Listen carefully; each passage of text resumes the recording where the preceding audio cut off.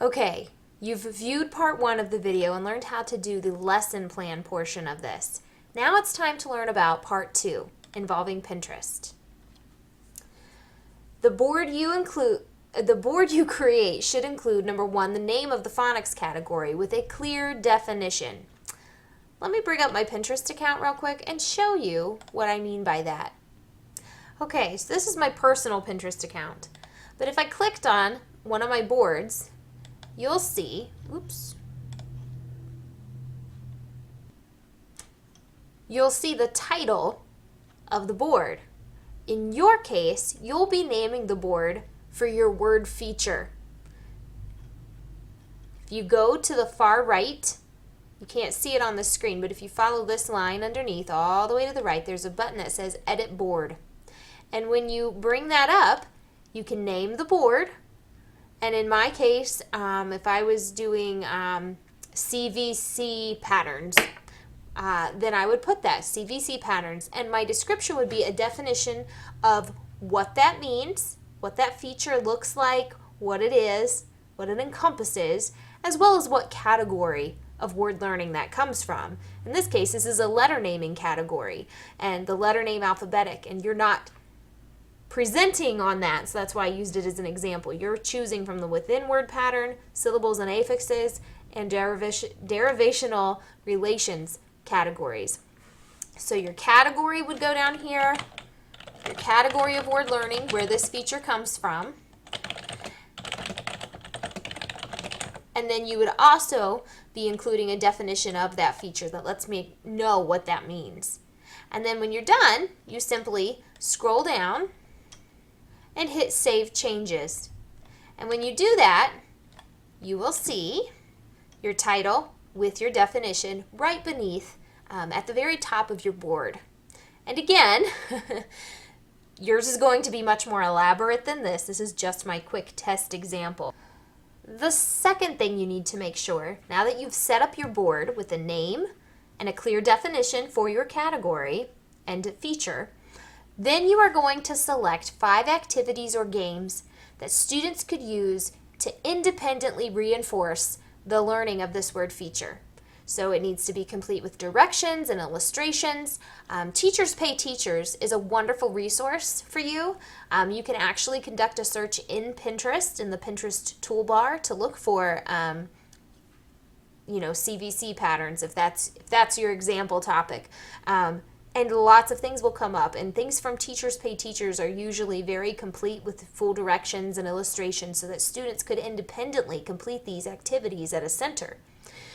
I don't care if they're for purchase or if they're free. That's fine. It's what's going to be most meaningful to you to support your understanding and ability to teach this concept in future. So if your pin links to a paid resource, that doesn't mean you have to buy that resource. The pin is just collecting the idea, okay? So that's why I don't mind if they're for pay or not.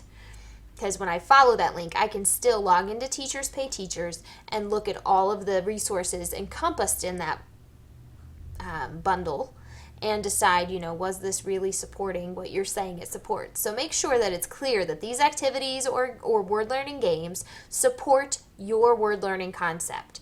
So if you're talking about R-controlled vowels or CVC word patterns or the silent E, the activities or games need to support the learning of that concept. For each pin, so you're going to have 5 activities or games. Next, you're going to pin 3 picture books that could be used with the category. And under each pin, you're going to give the title of the book, a brief description of the book, followed by a brief rationale of why that picture book is good. For example, and perhaps I chose this book because my rationale is it includes explicit examples of the homonyms that I'm planning to teach my students. That would be a rationale. Again, if I go to Pinterest and click on a pin, this is what comes up. I can pin this. So if I want to put this on my board, I hit pin it. And then I choose which board I want. And I can also choose to edit what it says underneath. By hitting that little edit tool, I can then type whatever I want it to say underneath. So For example, imagine with me that this image is supporting the use of a particular picture book in the classroom. I'm going to put the title of that picture book. I'm going to put a brief description of what is this story about, give an overview. And then I'm going to, in one sentence, just give a brief rationale of how this picture book aligns with the topic I'm teaching. So those are the things you need to put here, and then you just select what board you want to put this on and hit the pin it button, and it will magically appear on your board.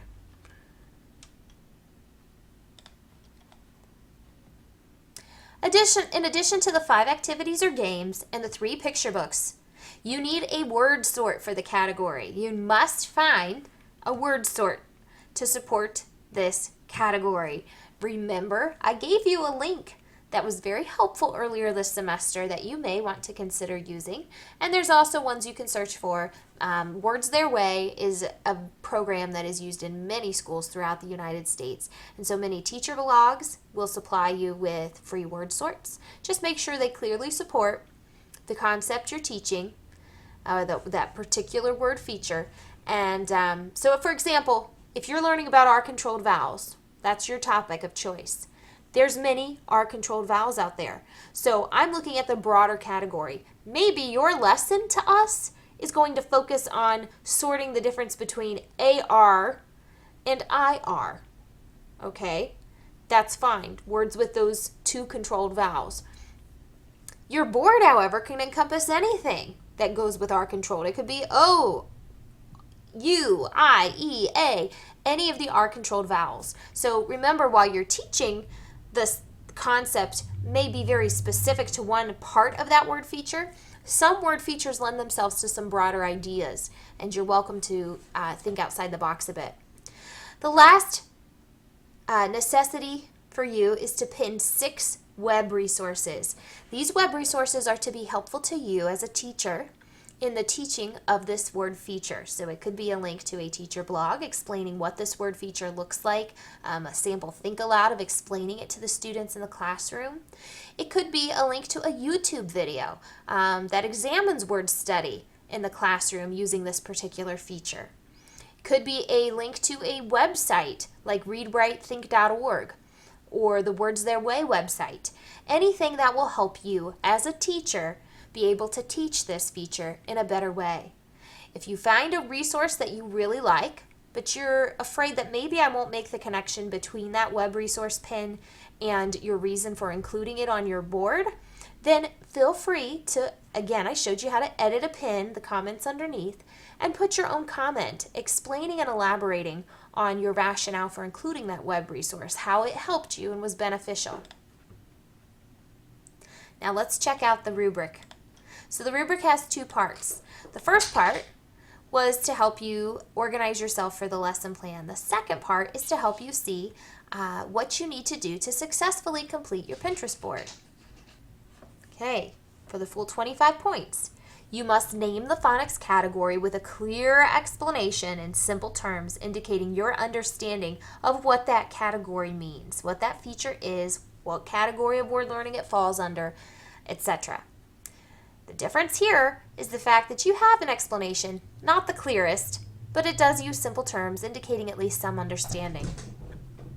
In order to receive full points, you must include 5 activities or games that students can use independently at a learning center, complete with directions. The difference here, a step down, is that you only included 4 or 5 games, and maybe the directions were not very clear or some component was missing. For your picture books, you must include the title for each of the 3 you choose, a brief description, and a rationale. Again, here, that's the same thing. That's what you need to do.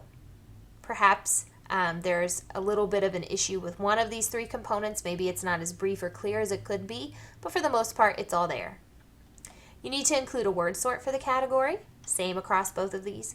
Include at least 6 web resources, and also share the Pinterest board link in our Moodle forum, because again, we want to have the opportunity to explore each other's resources and follow each other's boards so that we can continue to gain more resources for ourselves as teachers in our future practice.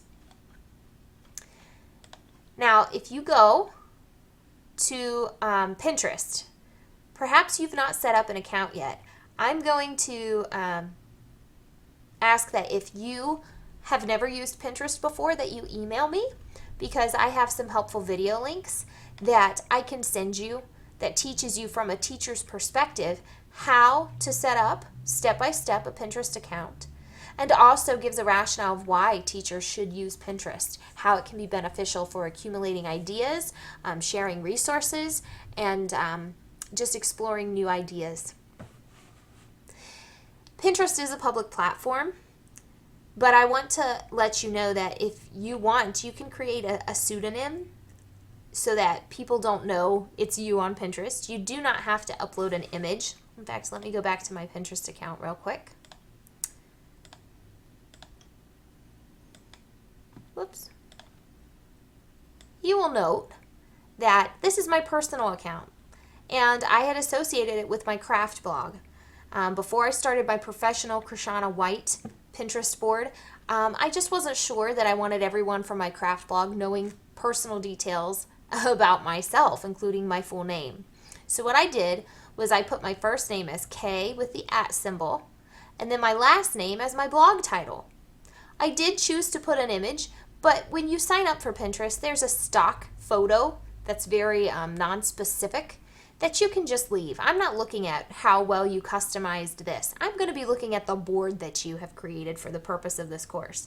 So again, if you're not comfortable using your real name and having a Pinterest account associated with you publicly, that's okay. There's ways around that. Just make sure that you share the direct link to your board in our Moodle forum, and I'll know by your posting in Moodle who that board belongs to. If you have further concerns about using Pinterest, again, email me privately, and I am happy to work with you to use alternate methods of sharing. Pinterest is what I really want you to use. So if you can, just stretch yourself, try out a new platform. It would really be simplest in the long run for yourself if you did that. But again, I've had some students in the past who just felt a little uncomfortable joining the Pinterest public platform, and I do have some more private options available to you if that would be more to your liking. But again, strongly I encourage you to use Pinterest, especially if you've already got an account. Then yes, use Pinterest and start connecting with other teachers from across the country and accumulating lots of wonderful resources to help you on your journey as an educator. Bring any questions you have about this assignment to our next class. That way we can all benefit and hear from one another.